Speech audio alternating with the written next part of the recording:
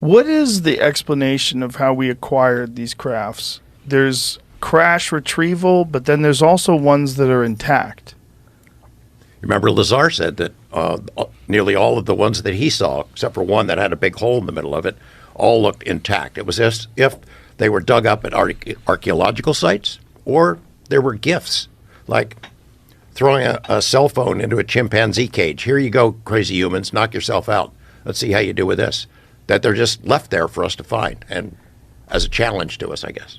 Yeah, I have the same problem as you. Like, I'm like, these motherfuckers not crashing. If they're coming from somewhere else, they're not crashing. Right. But people will say to me, look, man, we have airplane problems, and sometimes even planes crash, and maybe there's other circumstances where these things could have crashed because they were hit with some technology. Maybe two of them were dog fighting. Electrical storms. I don't know. Yeah. I don't know. That was the Virginia, Brazil story, right? Yeah. It was Right. an electrical storm. And so Also, radar. Some people suspect that really powerful radar can interfere Right, with because them. some of the radars are also weaponry. That's the thing. Like, you can have energy reception, but also output on some things. So there's some cool devices that actually shoot like high laser weaponry. But my thing is, I don't know if they really crashed.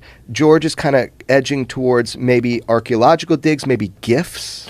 Lazar said that one of them supposedly was from an archaeological dig, right? Yeah. Do they know where? Not that I know of. He Does was, he know? No, he was just literally, that's one of the many things that they tried to impose upon him. But remember, they tried to impose a lot of shit on Lazar. He is so succinct with, this is what I know to be real. I had hands on this. Now, they told him a whole bunch of crazy shit. You Like know what? Dude, just like, I should put that shit out. I'm just crazy. Like, We I'm are sorry. we are viewed by the aliens as containers of souls.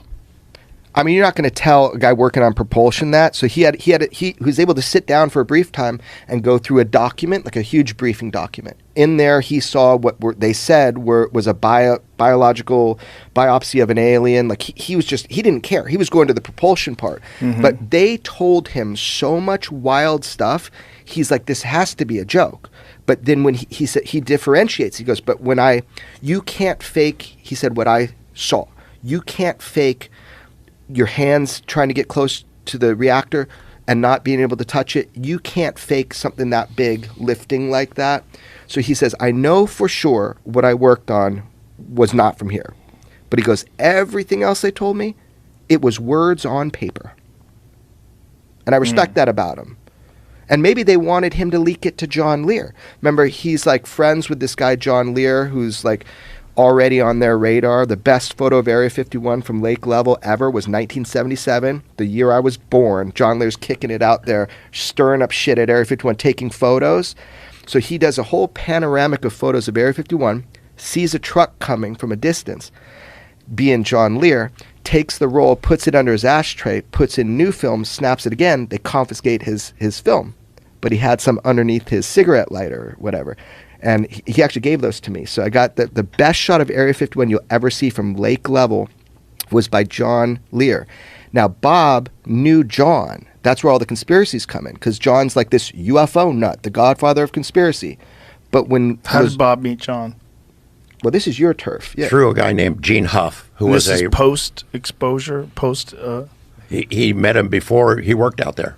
Really? There was a guy named Gene Huff who did a real estate appraisal for John Lear's house. And Gene was friends with Bob. And Gene and Lear struck up a conversation, brought Bob to meet him. And it was only after that Lazar got hired out there. He would have arguments with Lear about this crazy UFO stuff, because I'd already done a couple of interviews with him in the late 80s. With Lear. With Lear, before I met Lazar. So Lazar was not a believer. He said, I don't believe it. Poor John, he's crazy with this UFO stuff. So this is fact, and it's so funny, like knowing all these guys, because I wasn't there like he was, but I get to talk with everybody and grill them. I think it was Jim Goodall that was in the car with him. He remembers Bob saying, oh, poor John Lear. And Jim Goodall is like, why? And he's like, because he believes this UFO nonsense. So that was where Lazar was at prior to getting the job out at the test site.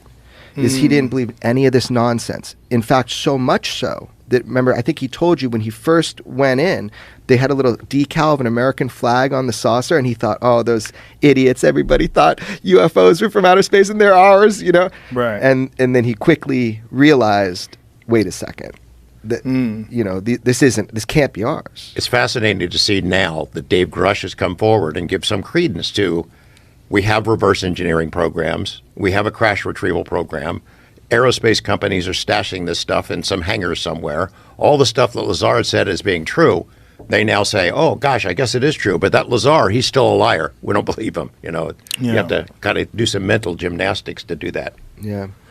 It's just fascinating when you see these crafts move exactly the way that he described them in 1989. Yeah. Straight up. It's pretty wild because you're seeing footage from, like, what is it, 2014 or something like that? Yeah, the gimbal. Yeah. Yeah, and it's like, okay, it moved exactly like he described. Turns on its side, shoots off.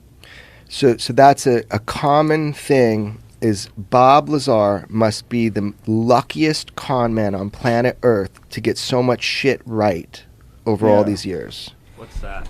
What's the controlled disclosure campaign plan?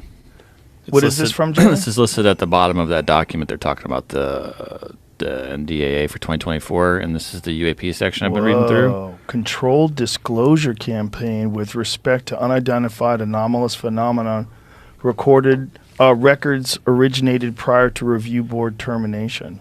It's this review board. I'm not sure what this is. It talks about all the, like, they get all of this information, and you better give it to them is sort of what it says. They want to set up a review board that would basically declassify stuff that they come across. Yeah, but I'm being told by people involved that that's not good enough. Like, this is one step, which is to get this presidential review board, and you get a bunch of sociologists and scientists and some Nobel Prize winners, and you look at what can be declassified for the American public in a controlled way.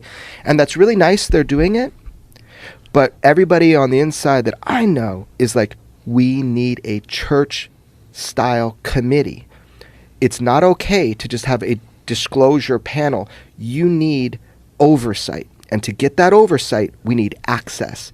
The only way that we're going to get that is by forcing where are all the senators in all this? We did this hearing with all these Congress people.